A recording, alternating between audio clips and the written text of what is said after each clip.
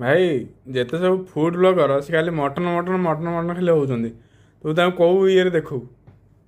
ମୁଁ ତାଙ୍କୁ ଦେଖେ ଏଇ ଯୋଉ ବାଳ ପଡିଯାଇଛି ବେଡସିଟ୍ ରେ, ଏଇ ବାଳ ଠାରୁ ବି ସେ ହୀନ। ଯୋଉ ଫୁଡ ବ୍ଲଗର ସ୍ଲିମ୍ ଅଛି ସେ ଠିକ ଅଛି, ଆଉ ଯୋଉ ଫୁଡ ବ୍ଲଗର ନା ଫୁଡ ନା କଣ ସେ କି ବ୍ଲଗର ସିଏ ଯିଏ ମୋଟା ଅଛନ୍ତି ତାଙ୍କୁ ଏ ବାଳ ଭଳିଆ ମୁଁ ତାଙ୍କୁ ଭାବେ। ତମେ ତ ଖାଇ ଖାଇକି ତମ ଅବସ୍ଥା ଏଇଆ, ତମେ ଲୋକଙ୍କୁ କଣ କହୁଛ ଖାଇବ? ତମେ ଲୋକଙ୍କୁ କହିବ ଭାଇ ସକାଳୁ ଉଠିଲ ଲେମ୍ବୁ ଆଉ ଗରମ ପାଣି ପିଅ, ଖରା ବେଳକୁ ଖାଅ ଦିଟା ମୁଢି ଗଣିକିରି, ଚାରିଟା ବେଳକୁ ଖାଇବ ତିନିଟା ମୁଢି ଗୋଟାଏ ଅଣ୍ଡା ସିଝା, ରାତିକି ବିନା ସେମିତି ଶୋଇବ।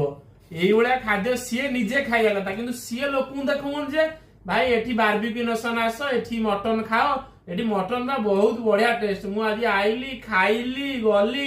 ଝାଟି ବ୍ଲଗର ତାଙ୍କୁ କହିବା କଥା, ଫୁଡ ବ୍ଲଗର ନୁହଁ, ତାଙ୍କ ନାଁ ହେଲା ଝାଟି ବ୍ଲଗର ସିଏ।